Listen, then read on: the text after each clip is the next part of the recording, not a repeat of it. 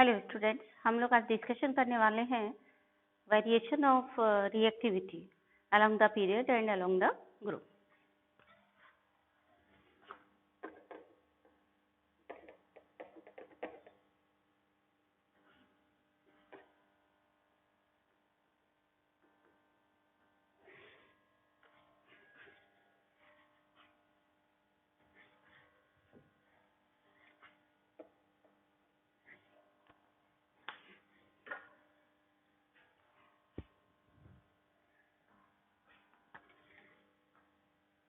तो सबसे पहले हम डिस्कस करेंगे रिएक्टिविटी का variation in period.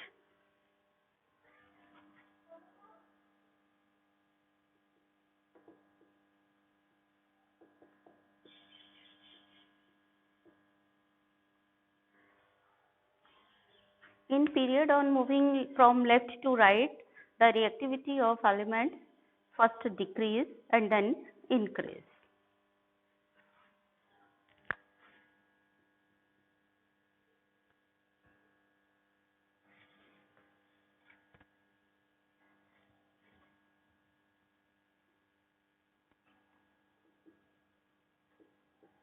On moving from left to right in a period.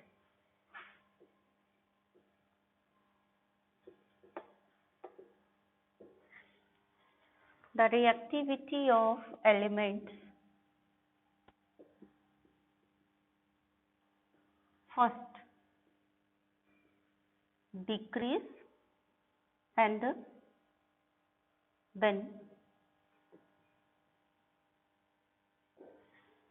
Increase, यानी मिडिल तक डिक्रीज होती है, फिर मिडिल के बाद इंक्रीज होती है। फॉर एग्जांपल, अगर हम एक एग्जांपल लेते हैं थर्ड पीरियड के एलिमेंट्स का,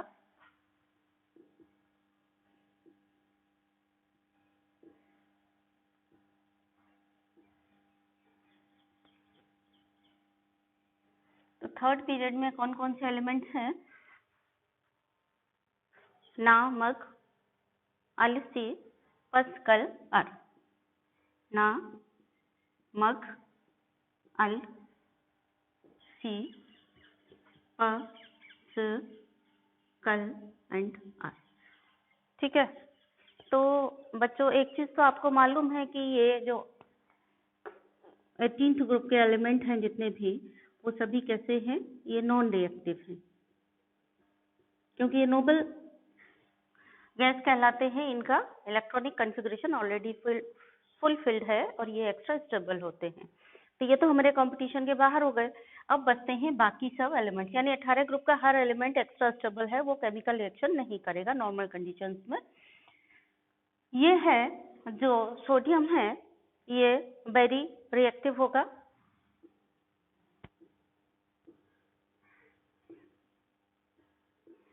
फिर जब हम चलेंगे तो मिडिल तक रिएक्टिविटी डिक्रीज होगी, यानी ये जो सिलिकॉन है ये कैसा होता है? ये लीस्ट रिएक्टिव होता है। फिर क्लोरीन कैसा होता है?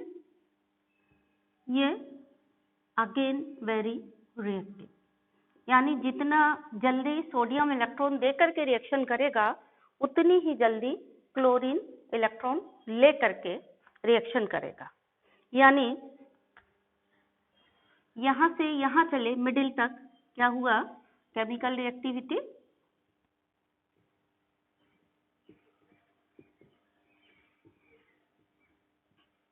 डिक्रीज हुई अप टू मिडिल। ठीक है ना? और फिर मिडिल से 17 ग्रुप तक गए, तब क्या हुआ?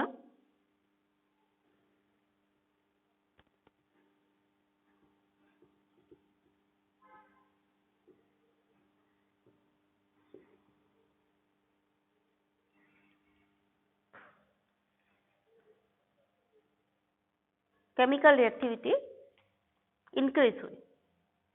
ठीक है, तो ये आपको याद रखना है, क्योंकि यहाँ पे सोडियम केवल एक इलेक्ट्रॉन देकर के पॉजिटिव आयन बनाता है, ये 2 इलेक्ट्रॉन देकर के पॉजिटिव आयन बनाता है। तो एक इलेक्ट्रॉन के कंपैरिजन में 2 इलेक्ट्रॉन देना मुश्किल होता है।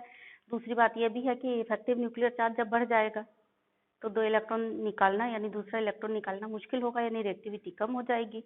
फिर ये 3 इलेक्ट्रॉन देकर के पॉजिटिव आयन बनाएगा, तो तीसरा इलेक्ट्रॉन निकालना और मुश्किल हो जाएगा, तो रिएक्टिविटी और कम हो जाएगी। सिलिकॉन के साथ इसकी 4 वैलेंसी है, तो ये इलेक्ट्रॉन शेयर करेगा। तो इस तरह से यहाँ तक रिएक्टिविटी पहले घटेगी, फिर यहाँ पे से इलेक्ट्रॉन लेने लगते हैं, तो इफेक्टिव न्यूक्लियर चार्ज बढ़ रहा है, तो ये इलेक्ट्रॉन लेने की टेंडेंसी है फॉस्फोरस की, तो ये थोड़ा इससे ज़्यादा रिएक्टिव होगा।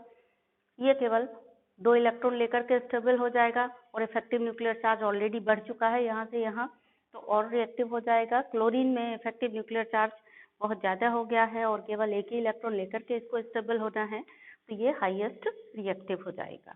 तो नॉर्मल ट्रेंड क्या है, लेफ्ट टू राइट जाते हैं, मिडिल तक रिएक्टिविटी घटती है और फिर मिडिल से बढ़ना चालू होती है, तो ग्रुप 17 के एलिमेंट की रिएक्टिविटी हाईएस्ट होती है। जितना ही ग्रुप 17 का एलिमेंट रिएक्टिव है इलेक्ट्रॉन लेकर के रिएक्शन करने में, उतना ही ग्रुप फर्स्ट का एटम है इलेक्ट्रॉन दे करके रिएक्शन करने में, यानी ग्रुप फर्स्ट का एलिमेंट और ग्रुप 17 का एलिमेंट आर हाईएस्ट रिएक्टिव। फिर वो मिडिल की तरफ चलेंगे तो रिएक्टिविटी इससे इसकी कम होगी, इससे इसकी कम होगी, इससे इसकी कम होगी, फिर यहाँ से भी यहाँ क्या हो रहा है, रिएक्टिविटी घटेगी, यानी मिडिल वाला सबसे लीस्ट रिएक्टिविटी का होगा। ठीक है, चलिए नेक्स्ट है the variation in chemical reactivity of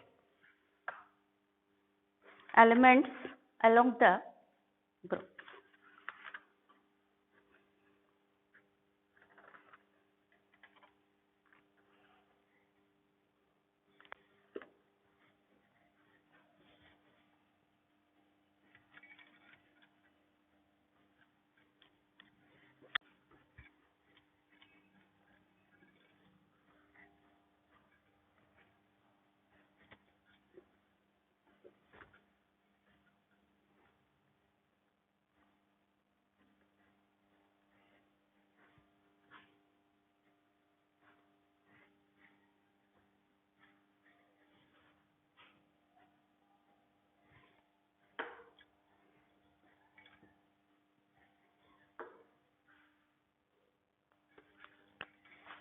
Variation of reactivity in the group.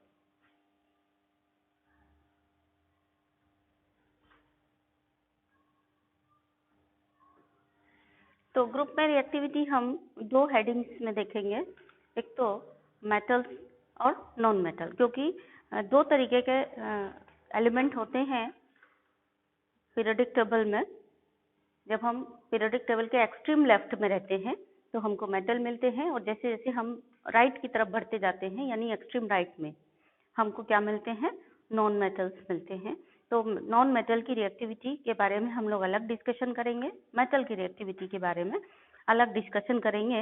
यानी जो रिएक्टिविटी है इसको हम 2 पार्ट में बांट लेंगे।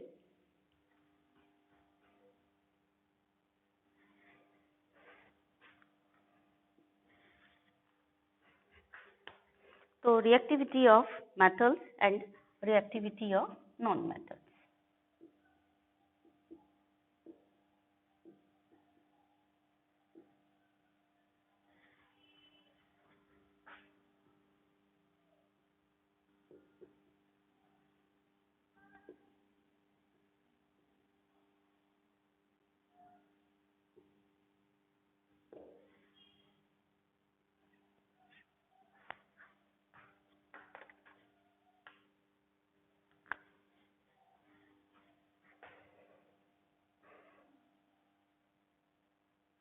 ली न के रग से पर्याप्त, या तो हम ये लें या फिर यहाँ से लें।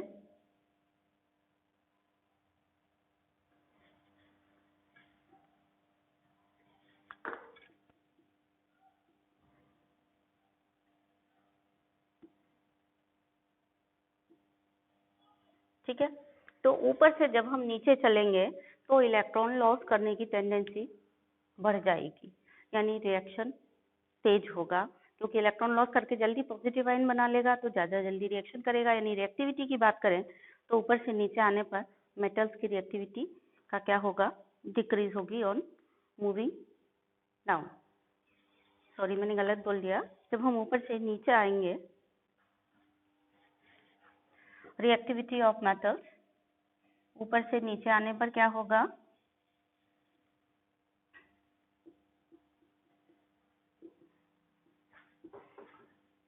Of metals will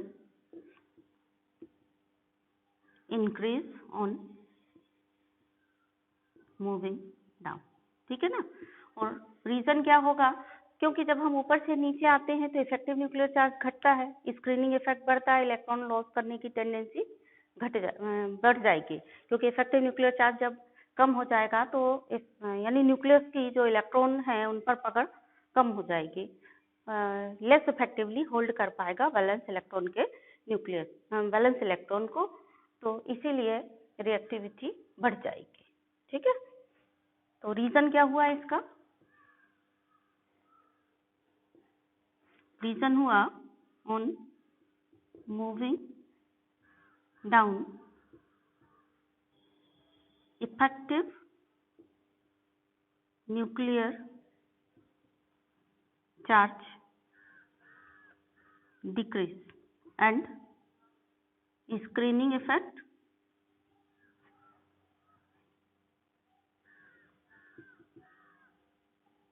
increased due to increase in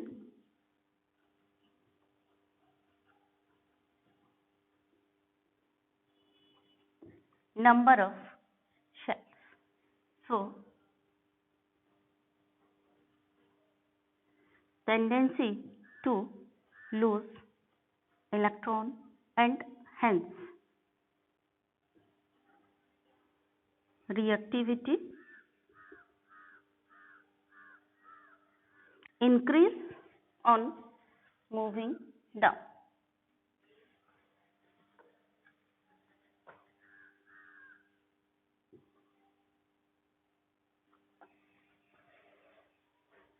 Hence reactivity increase on moving down। ठीक है, तो ये रिएक्टिविटी हुई मेटल्स की जब हम ऊपर से नीचे आते हैं तो किस तरह से वेरी करती है। तो ध्यान रखिए, मेटल्स हमेशा इलेक्ट्रॉन लॉस करके रिएक्शन करते हैं, तो इलेक्ट्रॉन लॉस करने की टेंडेंसी जब बढ़ेगी तो मेटल्स की रिएक्टिविटी भी बढ़ेगी। तो सिंपल सा लॉजिक है कि ऊपर से नीचे आए, नंबर ऑफ शेल्स बढ़ गए, नंबर ऑफ शेल्स बढ़ने के कारण क्या हुआ? इफेक्टिव न्यूक्लियर चार्ज कम हो गया, क्योंकि बैलेंस इलेक्ट्रॉन का डिस्टेंस न्यूक्लियस से बढ़ गया, इसीलिए क्या हुआ? न्यूक्लियस की होल्ड बैलेंस इलेक्ट्रॉन पे कम हो गई, तो इलेक्ट्रॉन के भागने की यानी एस्केप होने की टेंडेंसी यानी इलेक्ट्रॉन लूज करने की टेंडेंसी मेटल की बढ़ गई, इसीलिए मेटलिक करेक्टर बढ़ गया, इसीलिए मेटल की रिएक्टिविटी बढ़ गई। तो मेटल की रिएक्टिविटी ऊपर से नीचे आएंगे तो हमेशा ही बढ़ेगी। ठीक है, अब बात करते हैं रिएक्टिविटी ऑफ नॉन मेटल्स की। नॉन मेटल्स कैसे रिएक्शन करते हैं? नॉन मेटल्स करते हैं इलेक्ट्रॉन को लेकर के रिएक्शन, है ना? इलेक्ट्रॉन लेकर के नेगेटिव आयन बनाते हैं, वही तो नॉन मेटल होते हैं। तो इलेक्ट्रॉन लेकर के नेगेटिव आयन बनाने की टेंडेंसी, जो जितनी जल्दी बनाएगा इलेक्ट्रॉन लेकर के रिएक्शन कर लेगा, वो उतना ज़्यादा रिएक्टिव होगा। तो यहाँ पे हम यही देखेंगे कि कौन जल्दी इलेक्ट्रॉन ले सकता है, वो ज़्यादा रिएक्टिव होगा। तो जब हम ऊपर से नीचे आते हैं तो इफेक्टिव न्यूक्लियर चार्ज घटता है, क्योंकि नंबर ऑफ शेल्स बढ़ रहे हैं, तो इलेक्ट्रॉन को लेने की टेंडेंसी घट जाएगी, क्योंकि सेम रीजन है, स्क्रीनिंग इफेक्ट बढ़ा नंबर ऑफ शेल्स बढ़ने के कारण, और इफेक्टिव न्यूक्लियर चार्ज कम हो गया, तो इलेक्ट्रॉन को लेने की टेंडेंसी कम हो गई, इसीलिए रिएक्टिविटी भी कम हो गई। तो नॉन मेटल्स की रिएक्टिविटी हमेशा घटेगी। क्यों घटेगी? क्योंकि नॉन मेटल हमेशा कैसे रिएक्शन करते हैं? इलेक्ट्रॉन लेकर के नेगेटिव आयन बनाने की टेंडेंसी होती है, और मेटल्स की इलेक्ट्रॉन देकर के पॉजिटिव आयन बनाने की टेंडेंसी होती है। तो रिएक्टिविटी को हम इसी के बेस पर देखेंगे। ठीक है ना? तो रिएक्टिविटी ऑफ नॉन मेटल्स क्या है? यहाँ पे कौन कौन सी नॉन मेटल है? 17 ग्रुप को अगर हम देखें तो कौन सी होंगे? फुल कलर ब्राइटनेस इन अकाई टीवी, चाहे हम इसकी बात करें या फिर हम 16 ग्रुप की बात करें। 16 ग्रुप में कौन सा एलिमेंट है? ओल्ड स्टाइल से टीपो, या हम किसी और 15 ग्रुप की बात करें, किसी भी ग्रुप की बात करेंगे तो ये है ग्रुप 17 और ये है ग्रुप 16, ठीक है। तो जब हम ऊपर से नीचे आएंगे, चाहे ग्रुप 16 में और चाहे ग्रुप 17 में, यहाँ भी हम दोनों ग्रुप की बात कर रहे हैं, चाहे इसके लिए आए और चाहे इसके लिए आए, दोनों के लिए। यहाँ भी हमने इस वाले ग्रुप की और इस वाले ग्रुप की बात कर रहे हैं। तो ऊपर से जनरल ट्रेंड क्या होगा, ऊपर से नीचे आने पर reactivity of non metal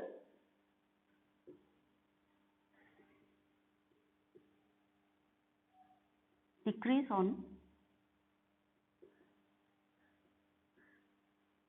moving down, ठीक है। Reason,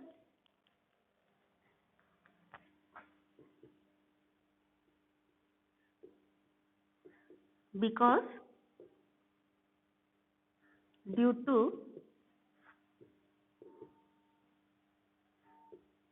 increase in number of shells,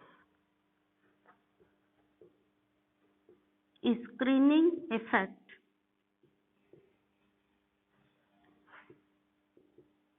increase and effective nuclear charge decrease, hence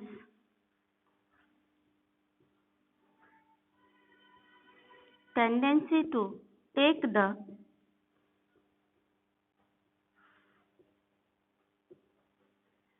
electrons decrease down the, यहाँ पे रिएक्टिविटी घटने का कारण है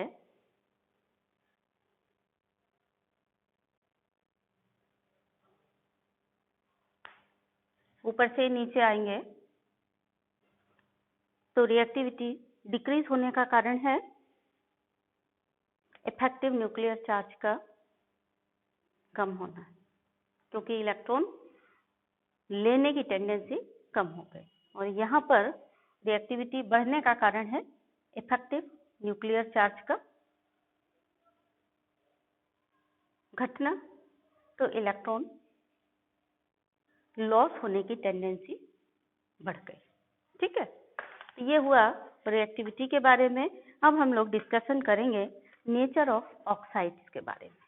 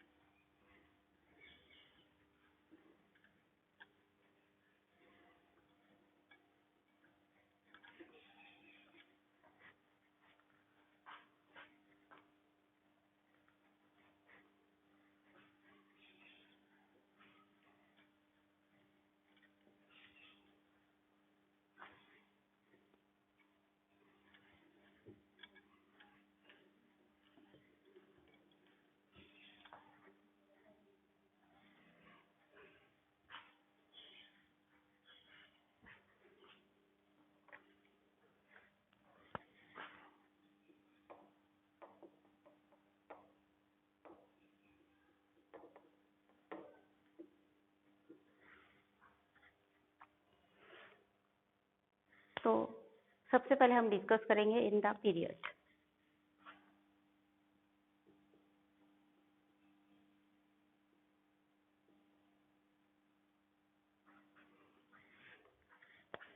पीरियड में अगर हम कंपैरिजन करेंगे तो basic nature of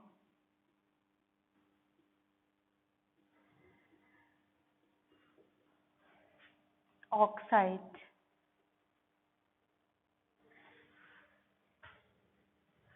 decrease on moving from left to right.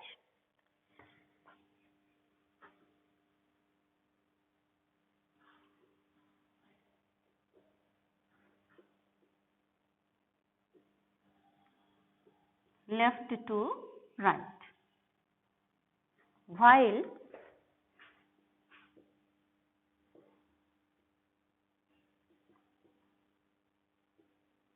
acidic nature of oxide increase on moving from left to right. For example अगर हम थर्ड पीरियड के एलिमेंट्स को देखें तो एलिमेंट्स ऑफ थर्ड पीरियड ये कौन से हैं? ना, मग, अल, सी, प, स, कल, अर। ठीक है, तो ये तो कंपटीशन से बाहर हैं क्योंकि ये नॉन रिएक्टिव ही होते हैं। 18th ग्रुप, ठीक है, क्योंकि इनका इलेक्ट्रॉनिक कॉन्फ़िगरेशन फुलफिल्ड होता है। तो ऑक्साइड 18th ग्रुप एलिमेंट तो बनाएंगे नहीं। 18th ग्रुप के अलावा जो एलिमेंट्स हैं उनकी हम बात करेंगे। तो जो सोडियम है वो हाईएस्ट यानी इसके जो ऑक्साइड होंगे, सोडियम के ऑक्साइड होंगे, वो हाईएस्ट बेसिक होंगे और क्लोरीन के जो ऑक्साइड होंगे वो हाईएस्ट एसिडिक होंगे। ठीक है, तो ये हुआ highest basic oxide will be formed by sodium. Sodium highest basic oxide बनाएगा और जो क्लोरीन है वो कैसा बनाएगा? Highest acidic oxide will be formed by chlorine. और जो सिलिकॉन होगा इसका ऑक्साइड कैसा होगा? एम्फोटेरिक होगा। एम्फोटेरिक का मतलब हुआ जो सिलिकॉन यानी मिडिल में जो एलिमेंट है उसका जो ऑक्साइड का नेचर है एम्फोटेरिक है, मतलब वो एसिडिक नेचर भी शो करेगा और बेसिक नेचर भी शो करेगा। ठीक है, तो इन जनरल क्या हुआ, जब हम यहाँ से यहाँ गए तो ये एम्फोटेरिक हो गया यानी एसिडिक कैरेक्टर घटा और बेसिक कैरेक्टर बढ़ा, और यहाँ से यहाँ जब गए तो बेसिक कैरेक्टर एकदम कम हो गया और एसिडिक कैरेक्टर बढ़ गया। तो जब हम लेफ्ट टू राइट जा रहे हैं तो जनरल क्या हो रहा है? बेसिक कैरेक्टर ऑफ ऑक्साइड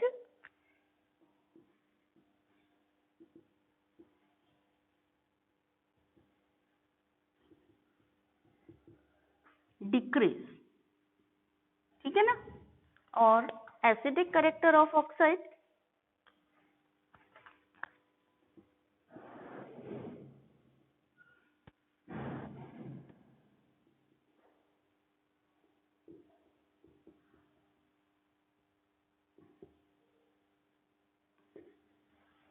ये इंक्रीज हो रहा है लेफ्ट से राइट जाने पर। ठीक है, अब हम बात करेंगे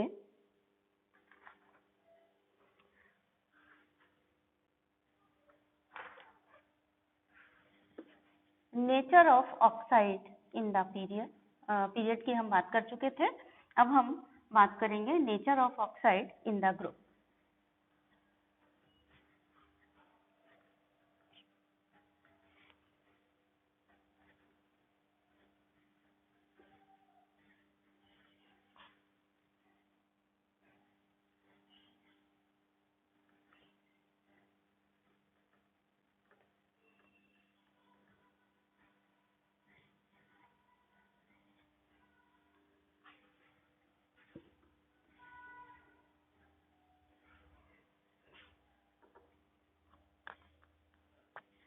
तो नेचर ऑफ ऑक्साइड का variation in group.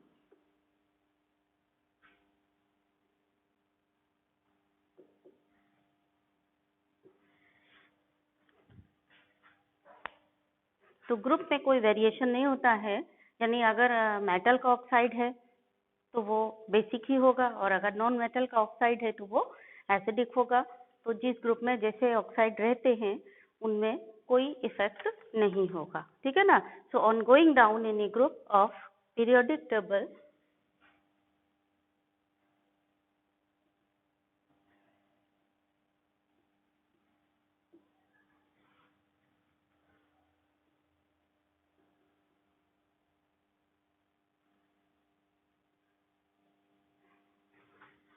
on going down in a group of periodic table, there is no change in the nature of oxide of elements.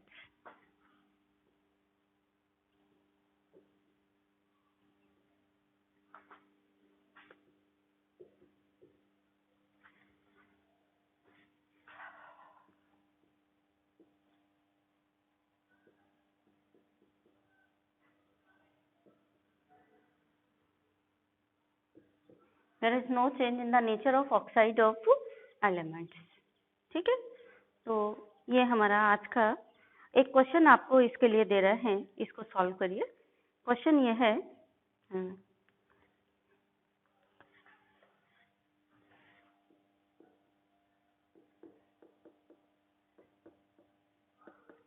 the position of 3 elements in the periodic table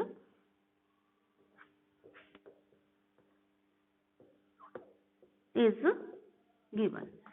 एक table दी गई है, इसमें आपको 3 elements की position दी गई है। ये है ग्रुप 16 एंड ग्रुप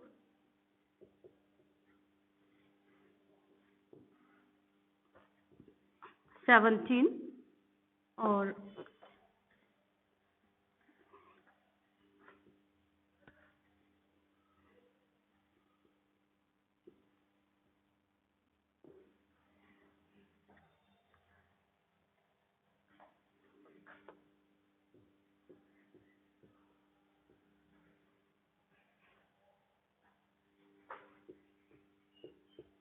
ये 3 एलिमेंट्स दिए गए हैं यहाँ ग्रुप में, और पूछा गया है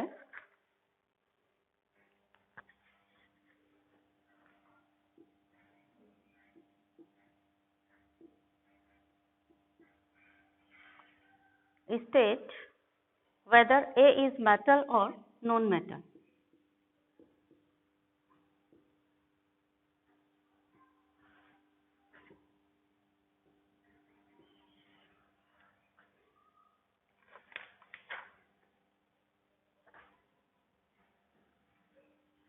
Then इसका B पार्ट है state whether C is more reactive or less reactive than A.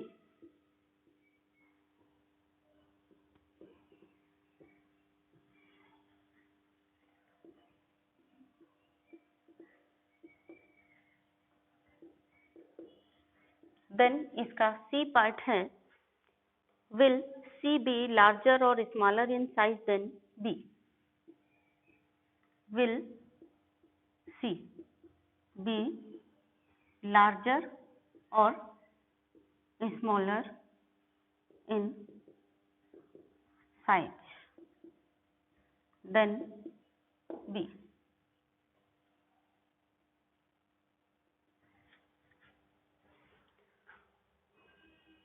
Then next है which type of cation?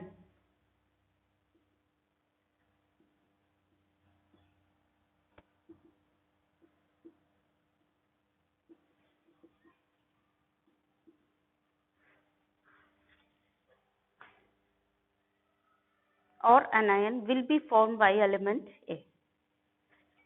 Which type of ion, anion or cation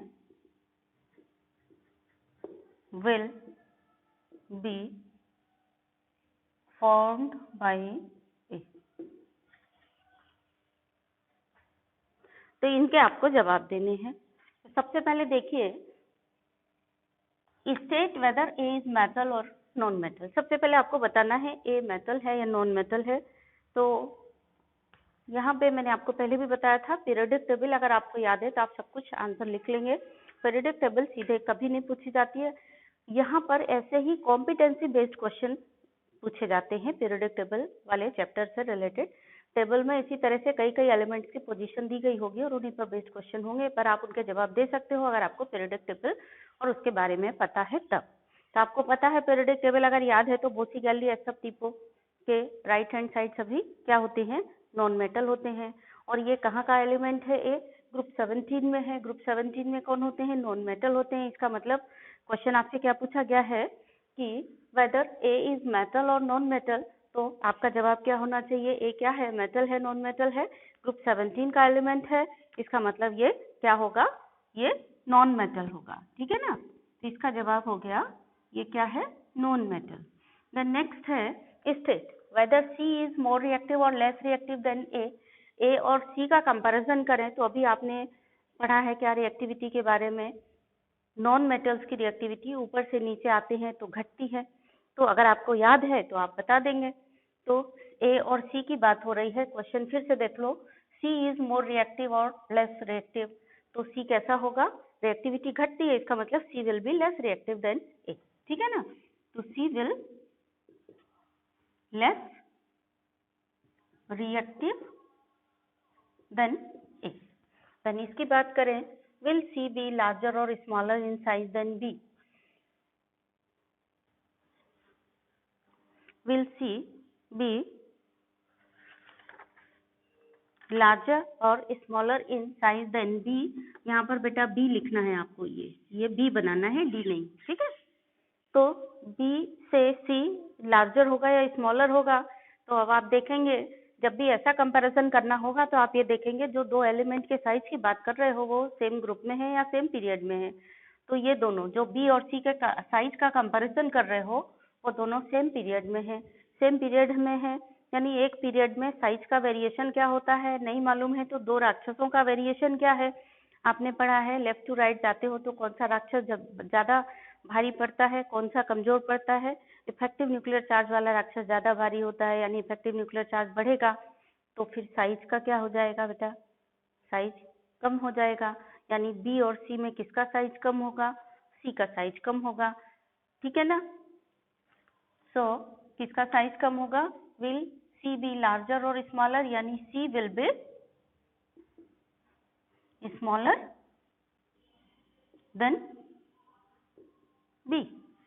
The next है which type of ion, anion or cation will be formed by A? A कैसा ion बनाता है, cation बनाता है या anion बनाएगा। तो लगाइए दिमाग, ग्रुप 17 का एलिमेंट है तो ये इलेक्ट्रॉन लेकर के बनाएगा या इलेक्ट्रॉन देकर के बनाएगा। ग्रुप 17 के सारे एलिमेंट कैसे होते हैं, इफेक्टिव न्यूक्लियर चार्ज इनका बहुत ज्यादा होता है, तो ये सब क्या करते हैं, इलेक्ट्रॉन लेकर के, और इनके आउटर मोस्ट शेल में 7 बैलेंस इलेक्ट्रॉन है, ठीक है ना। ग्रुप 17 है तो बैलेंस इलेक्ट्रॉन 7 है, तो ये एक इलेक्ट्रॉन लेकर के अपना ऑक्टेट कंप्लीट करेंगे। यानी कि which type of ion, anion और कैटायन, कौन सा बनाएंगे, नेगेटिव चार्ज वाला आयन यानी कि एनायन, ठीक है ना। तो anion will be formed by A. तो इस तरह से आपसे पीरियोडिक टेबल से रिलेटेड जो क्वेश्चन होंगे वो इसी तरह से 5-5 नंबर के क्वेश्चन भी हो सकते हैं, 3 नंबर के भी हो सकते हैं। ये कॉम्पिटेंसी बेस्ड क्वेश्चन है और इसी स्किल को आपको आपका पीरियोडिक टेबल में टेस्ट किया जाएगा, तो उस हिसाब से आपको अपनी तैयारी करनी है।